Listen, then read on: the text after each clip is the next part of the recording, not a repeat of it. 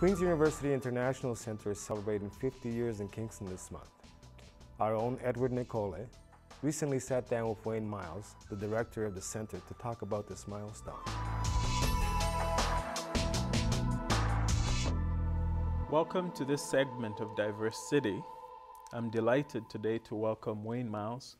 Wayne Myles is the director of the Queen's University International Center.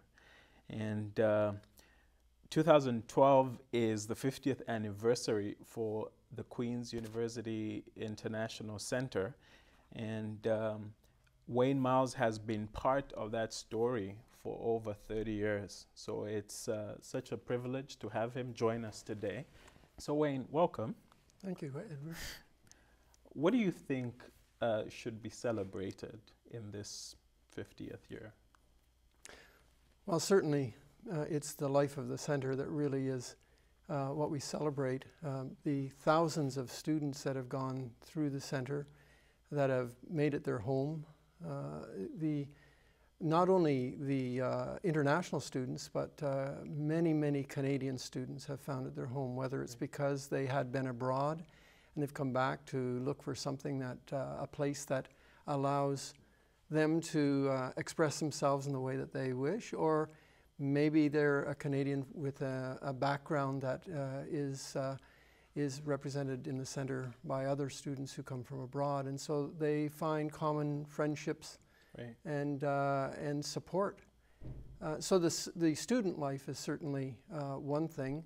Mm-hmm. Another, of course, is the community. We've certainly spent, of the 50 years, every year has had some connection to the Kingston community. We're very much attached to it, both through the students being in the community, mm-hmm. but also the staff of the center are very much involved in working with community groups and partnerships across the city. Right.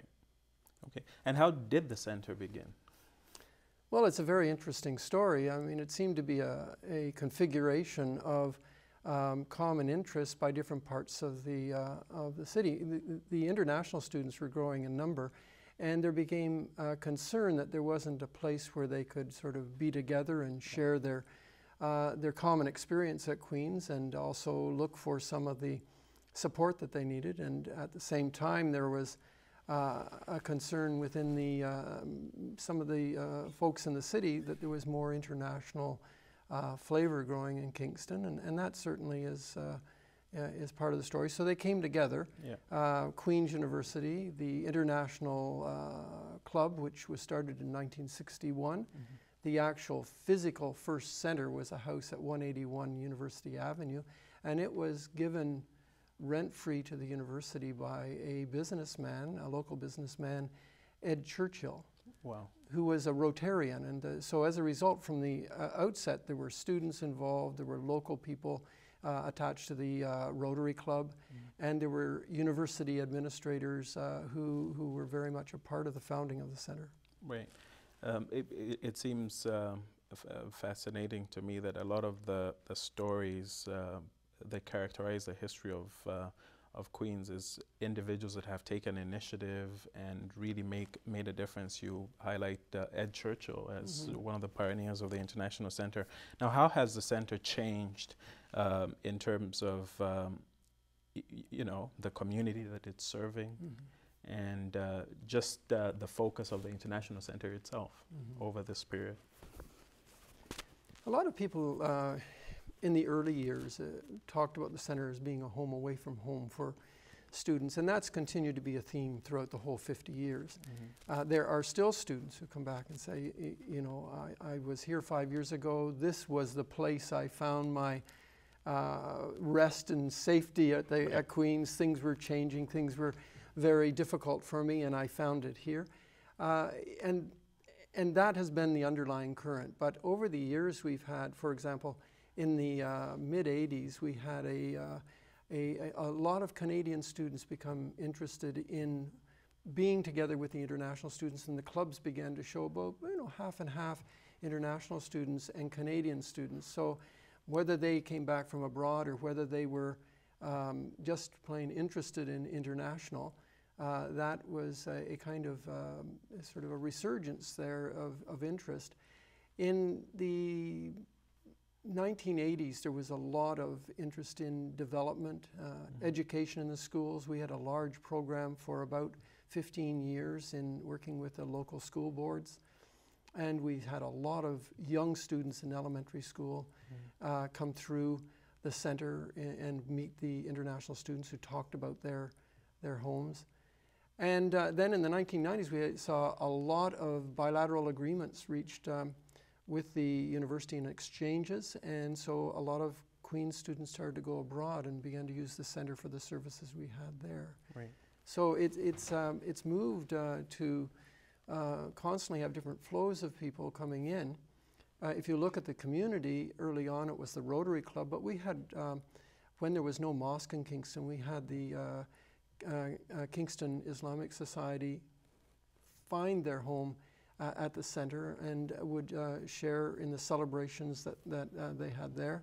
We had a number of other groups who really found the center as being a place that they could come and meet others. We have had a lot of connection with the Rotary Club over the years, and so at various times they took much more of an active role in funding our projects, and also had a lot of exchange. The students would go to their meetings and share their experience of Kingston in Canada. Yeah. Yes. As a person who came to Canada and Queens as an international student myself, I have valued the International Center greatly, but I would like to find out, with the 30-year story that you carry, can you think of any story that comes to mind that you think might be interesting to viewers, one that you would like to highlight? Well, I thought about that because I knew you'd probably ask about a story. I have to say that the story that remains with me is Ed Churchill's experience. He used to travel quite a bit, and he went to Japan, and he met a Japanese student who said he'd been to Canada. It was at a Rotary meeting, and Ed asked, "Had you ever been in a Canadian home?" And he said no. And Ed came back to Canada and said, "I want a place where students can go that will help them enter Canadian society in a way they wouldn't have that." And so when I look over the years, I find that there are students who came and were able to be hosted by local community folks. They also had children and families here, and some of the children have come back to study at Queen's. Right. There's a recent study that was presented. It's an independent study. I was just reading about this, that was conducted by one of the interns at the International Center, and presented at the Ontario Association of International Educators regarding some of the challenges that the mental health of international students. Right. Are there some things that came out of that particular study that you would like to highlight, and how would those issues impact the direction or the focus of the International Center? Well, yes, we hosted that conference as part of the 50th anniversary celebrations over this year.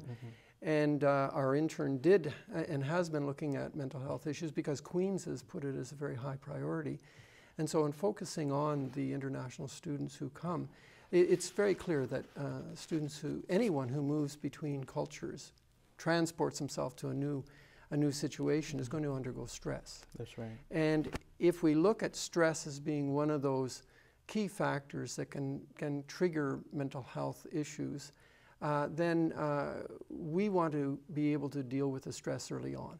So part of the reality is a place like the International Center is very much a place that we can reduce the stress level for students, whether it's introducing them to places they can find foods that are familiar to them, or family or housing, places that they can feel at home.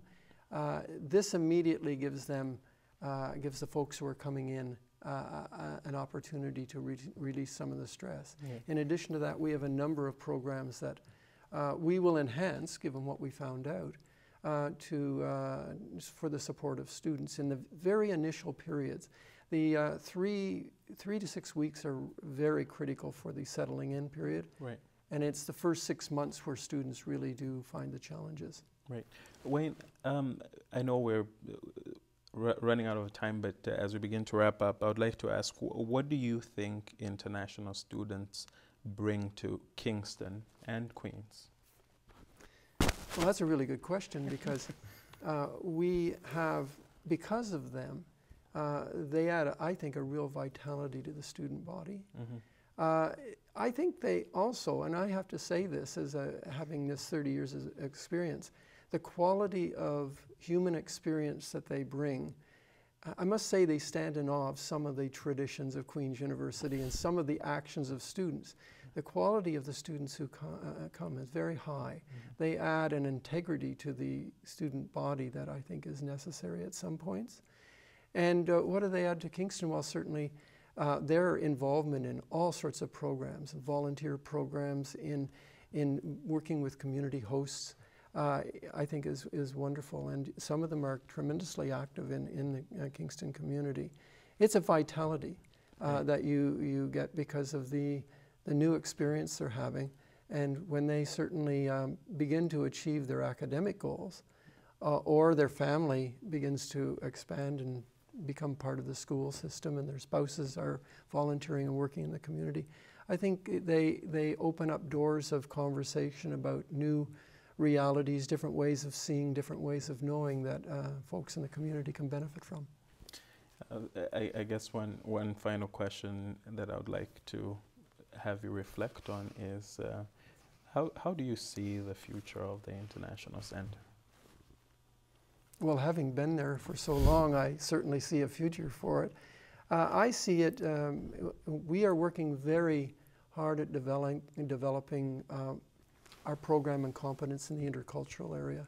I think what we're going to find across the board, especially for the many students who never leave campus, who study the whole time here rather than going abroad, that the skills that they require in the world that we're going to be seeing, especially with the tremendous influx of new Canadians and those who have been here for many years, for us to be able to work creatively with different values, different ways of seeing the world, I think it's absolutely fundamental that we work with gaining intercultural skills and knowledge and competence.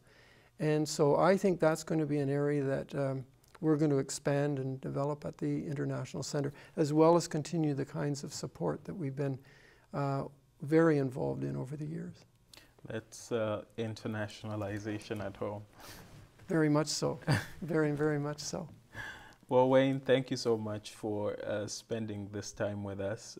One of the things I've really appreciated about you is just how accessible you are, and just how easy you are to talk to. And this seems to permeate in the folks that I interact with at the International Center. So thank you so much for coming today. You're quite welcome. Yeah. So please stay tuned for more on diversity right after this.